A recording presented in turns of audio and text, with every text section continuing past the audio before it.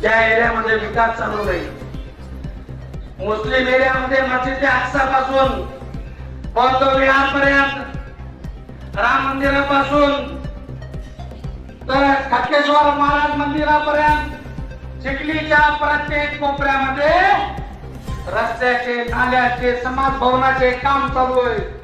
खरंच सांगावं तुम्हाला, आता 30 SPM अभ्यासिका प्रत्येक वार्डामध्ये चालू करायचे. प्रत्येक गरीबाचा मुलगा, प्रत्येक समाजाचा मुलगा शिकला पाहिजे, ही भावनेने शेवटाताई आणि महाले साहेब आणि भारतीय जनता पार्टी काम करत आहे.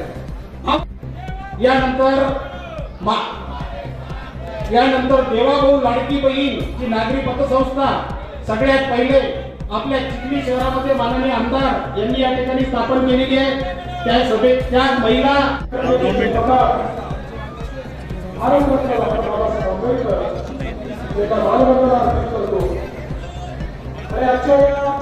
सभेमध्ये मंचावर उपस्थित असलेले श्वेताताई महाले आपले चिखली नगरपालिकेचे नगराध्यक्ष पदाचे उमेदवार, ज्येष्ठ नेते, अनुभवी नेते श्री पंडितराव देशमुख, श्री विजयराज शिंदे हे त्यातलं परिवर्तन होणार नाही. भारतीय जनता पार्टी एकमेव असा पक्ष आहे की ज्या पक्षाने आपल्या नगराध्यक्षांनी त्या ठिकाणी गडबड केली तर त्याला पक्षातून बाहेर काढणं या चिखलीमध्येच आपण हे बघितलेलं आहे. आणि मी आजही तुम्हाला सांगतो की आमचे नगराध्यक्ष इतके चांगले आहेत, खऱ्या अर्थानं अनुभवी आहेत, कुठल्याही पद्धतीनं ही सगळी कामं, हा सगळा निधी तुमच्यापर्यंत पोहोचवण्याकरता पारदर्शी प्रामाणिकतेतून ते काम करतील. आणि खऱ्या अर्थानं आम्हालाही हे समाधान असेल की आपण जो पैसा देतोय, शहर बदलवण्याकरता जो निधी आपण देतोय, तो निधी हा आपल्याला चांगल्या पद्धतीनं या ठिकाणी वापरला जातोय. आपल्याला कल्पना आहे, श्वेताताईंच्या नेतृत्वात 128 कोटी रुपयाची पाणी पुरवठ्याची योजना या ठिकाणी, अनेक सांस्कृतिक भवन श्वेताताईंनी केले. आता उद्यान त्या ठिकाणी जवळपास 9 कोटी रुपयाचं केलं. वायझडी तलावाचं सुशोभीकरण आता होत आहे.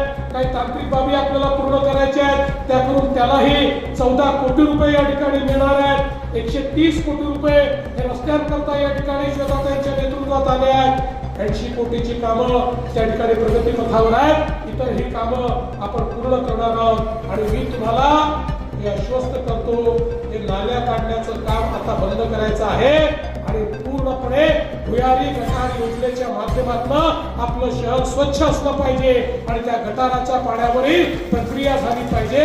अशा प्रकारचं कार्य येत्या काळामध्ये आपण या ठिकाणी करणार आहोत. एवढंच नाही तर आता मोदीजींनी मोठ्या प्रमाणात आपल्याला सांगितलं की शहरामध्ये जे गरीब आहेत, जे झोपडपट्टीमध्ये राहत आहेत, त्यांना मालकी हक्काचे पट्टे द्या. ज्यांची अतिक्रमणं आहेत त्यांची अतिक्रमणं नियमित करा, त्यांना मालकी हक्काचे पट्टे द्या आणि ते जर झोपडीत राहणं निर्विघ्नपणे पार पडण्याकरता जी काही विनंती आहे ती सर्वोच्च न्यायालय त्या ठिकाणी मान्य करेल. आजही बोलताना सर्वोच्च न्यायालयाने ओबीसी आरक्षणाबद्दल अतिशय सकारात्मक टिप्पणी त्या ठिकाणी केलेली आहे. इतकंच नाही तर जो काही जुना निर्णय आहे त्या निर्णयाचं मोठ्या देशाने पुनरावलोकन केलं पाहिजे अशा प्रकारची टिप्पणी त्या ठिकाणी केलेली आहे. त्यामुळे मला आज तरी अशी अपेक्षा आहे की या निवडणुका निर्विघ्नपणे पार पडतील. पण अर्थातच शेवटी हा निर्णय सर्वोच्च न्यायालयाला घ्यायचा आहे, त्यामुळे त्या संदर्भात यापेक्षा जास्त आपण करू शकणार नाही. राज्य सरकारने यापूर्वी काय भूमिका घेतली आणि भविष्यात आता याबद्दल काय बदल? राज्य सरकारने प्रत्येक वेळी हीच भूमिका घेतलेली आहे की संपूर्ण ओबीसी आरक्षणासहितच निवडणुका झाल्या पाहिजेत. आपल्याला माहिती आहे की उद्धवजींचं सरकार असताना त्या ठिकाणी त्यांनी तो निर्णय घेतला होता आणि ओबीसी आरक्षण बऱ्याच ठिकाणचं जवळपास संपलं होतं. आम्ही कोर्टामध्ये गेलो, कोर्टाने आम्हाला ओबीसी आरक्षण दिलं. त्यानंतर मग आम्ही हे सांगितलं की ते पूर्ण मिळालं पाहिजे. त्या संदर्भात कोर्टाने काही टिप्पणी केली होती, त्याच्यावरच ह्या निवडणुका सुरू झाल्या. पण नंतर काही लोक पुन्हा कंटेम्प्टमध्ये गेले आणि त्यांनी सांगितलं की नाही, यापूर्वी एक कोर्टाचं जजमेंट आहे कृष्णमूर्तीचं, त्याचा कुठेतरी भंग होतो आणि म्हणून ही केस सुरू झाली. चला.